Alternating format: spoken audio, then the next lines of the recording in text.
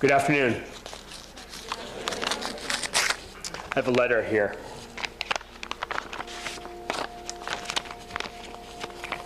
That I'd like to read to you all. The word dear is a word of greeting, and it's a word of affection. One that in this age of texts and tweets and emails, I seem to encounter less and less in my daily written communications. It's sort of ironic. Hey, how you doing? Is often the way, hi, is often the way a letter begins. And perhaps this word dear is what drew me to this event here today. So here it goes.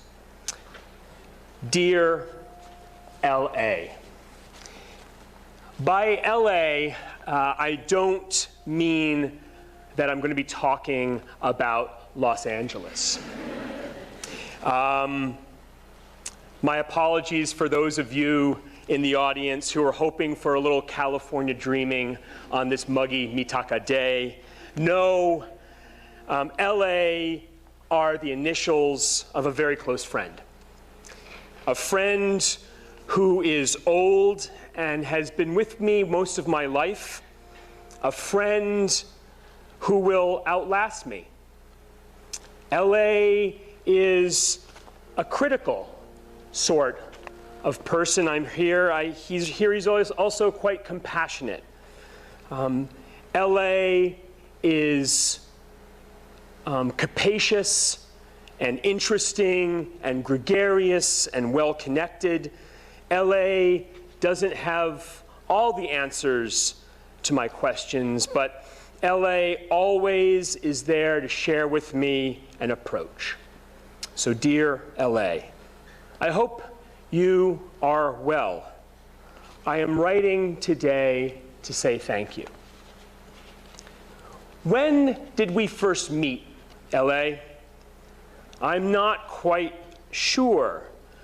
Did I learn about you through something I read, or was it our initial encounter, that is, was it in the dance studio where my mother taught ballet 4 days a week? Or perhaps, LA, it was on that occasion that I brought a microscope home from school so that I could look into it and see the life inside a drop of pond water. When did I meet you, LA? Perhaps it was a little while later, in 7th grade in middle school, when I had a hand in assisting our, when you had a hand, I should say, in assisting our class to be assigned The Tempest, followed by Golding's Lord of the Flies, and then Orwell's Animal Farm, and then Aldous Huxley's Brave New World.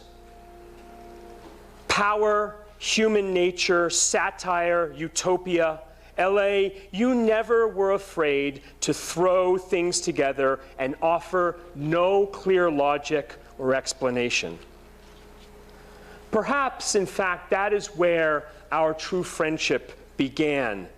Our bonds were formed through these kinds of connections, curious connections. Do you remember, LA, the time when I was in high school? It was back in the mid-1980s. LA, you inspired a bunch of us, me and my friends, to reach beyond what our classroom at that time could provide us. It was the end of the Cold War. After some heated school debates about campus recruitment by the US military, the question you raised in us all was what we really knew about the Soviet Union. What we really knew about a society and people whom we were told as Americans that we stood in opposition to. Yes, LA, I think that you should be credited with giving us the idea to invite that group of Soviet diplomats and their families to our regional high school. It didn't turn out to be easy, though. From that experience, we learned that our high school is actually inside a red zone. These are places where Soviet citizens weren't allowed to go during the Cold War because there were sensitive military missile defense detection systems nearby. But LA, you were hard at work on our behalf, assisting us to find a way around those restrictions that involved getting us to meet up at another high school in the next county where there wasn't a red zone. A few years later, during my junior year in college, I would find myself in the Soviet Union thanks to you, LA. I entered my university with interests, but no singular encompassing passion. What I did have a sense for, LA, when I went to college was what I lacked, and what I lacked access to in my past educational experience. Russian language and studio art. So I began taking Russian and doing art, particularly printmaking. I wasn't brilliant at either. I certainly wasn't very good at Russian. But I realized through my struggles with a foreign language that the real reason I was studying Russian was not to put it to rest, but to put it to use, to appreciate how learning a new tongue,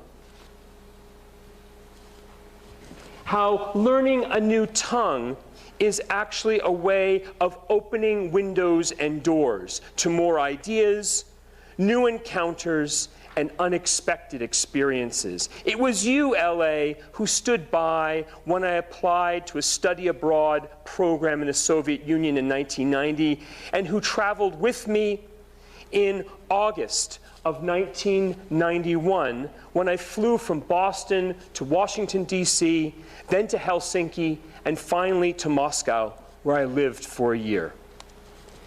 Now, 1991 was not just any year in the history of the Soviet Union. When I entered that country, my passport was stamped with the mark of the Soviet Union.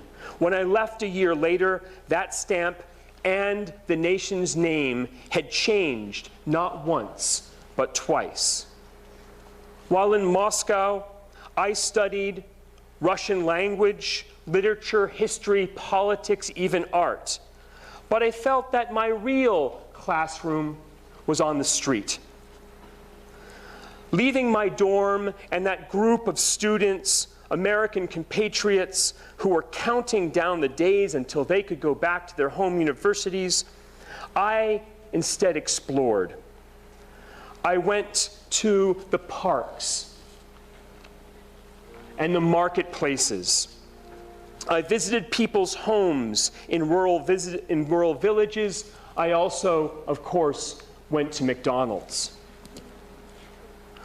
I then sought out the post offices where I could mail letters to friends and family recounting my adventures. This was still, remember, the time before Wi-Fi, laptops, and email. I found that much of what I'd been studying about Russia back in my home university was not immediately useful or applicable to the life that I was living in Moscow. Ralph Waldo Emerson, an American philosopher, has written, "I embrace the common. I explore and sit at the feet of the familiar, the low. Give me insight into today, and you may have the antique and future worlds." LA, you helped me take these words to heart.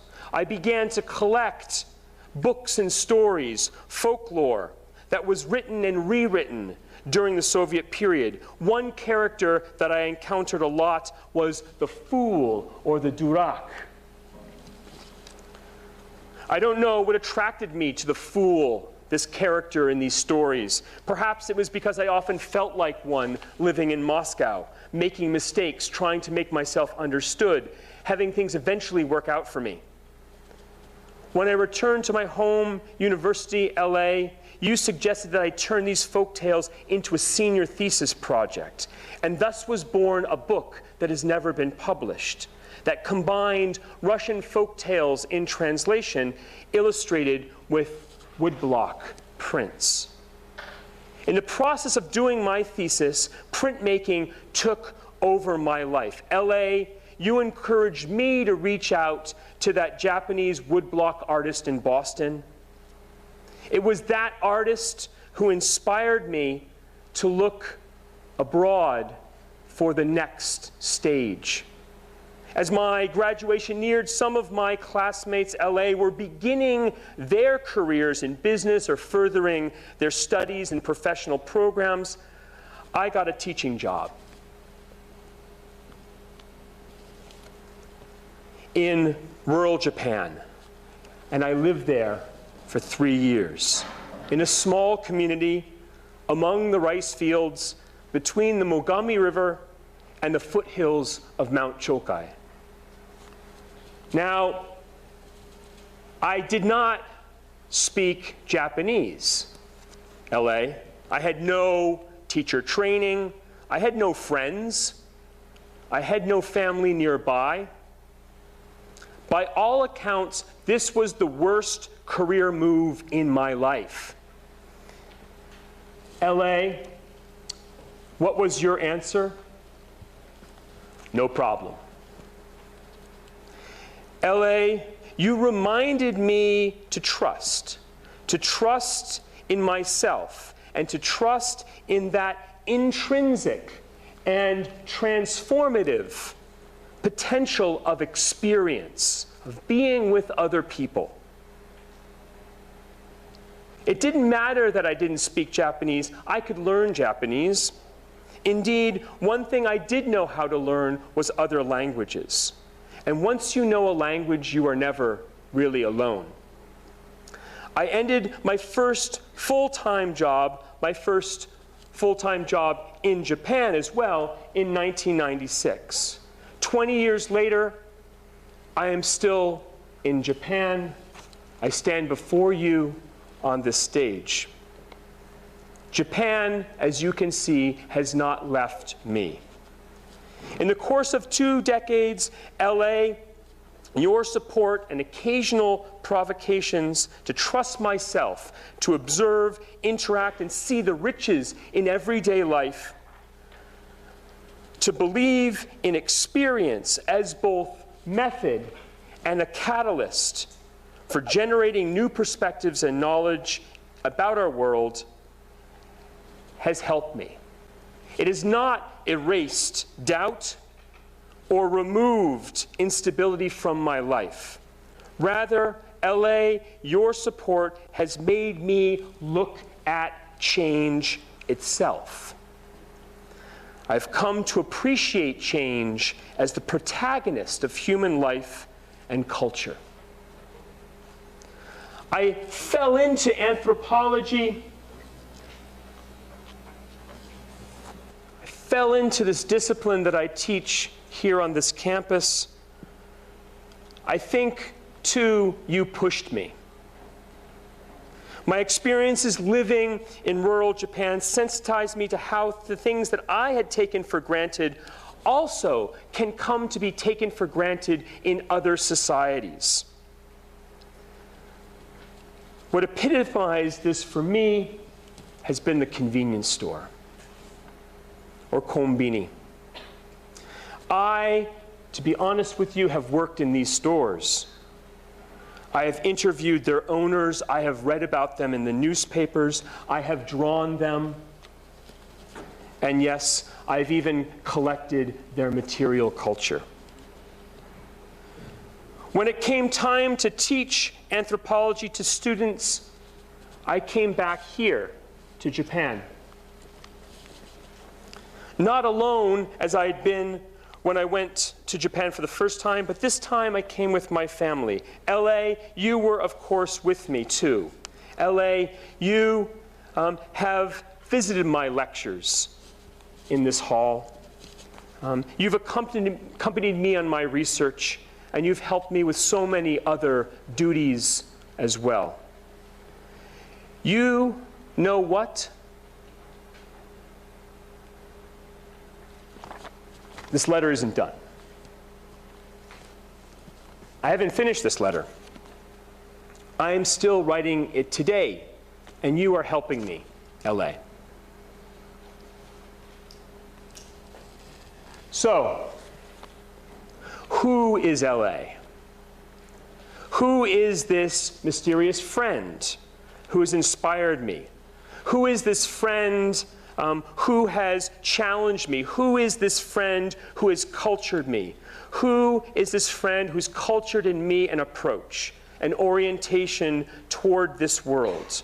Who is this friend who has not provided me with clear-cut answers or a simple way forward? LA, in fact, is not a person, but an idea. LA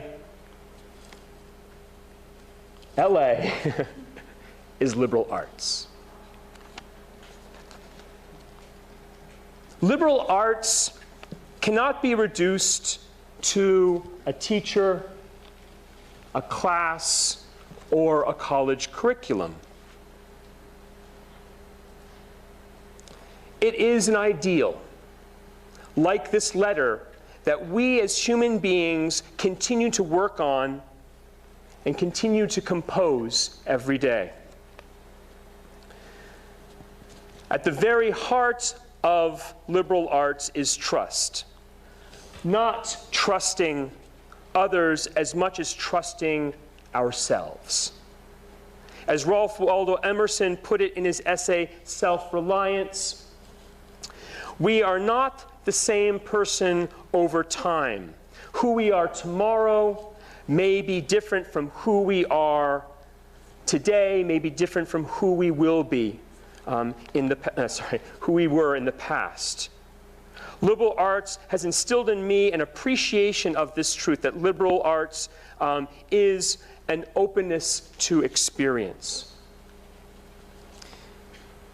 Liberal arts has pressured me not just to mirror what I observe, but to be capacious in the transformation that is possible by experience in this world and creatively responding to the world and all it has to offer. And now for a slight PS.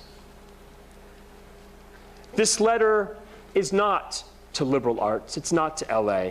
This letter is, in fact, a gift, a way of transcribing into words something that is a part of me and making it part of this world, something I would like to share. This letter is not intended for an idea. This letter is intended for all of you. Teaching in Japan, I have on occasion been asked to define liberal arts, and I can't do it. All I can say, the best answer I have, is that liberal arts is really about experience. It's grabbing onto experiences, embracing uncertainty, because, in a sense, you trust yourself. And you can be reassured that liberal arts is with you every step of the way, that the journey you take with it means that you are never alone. Yours truly, Gavin Whitelaw.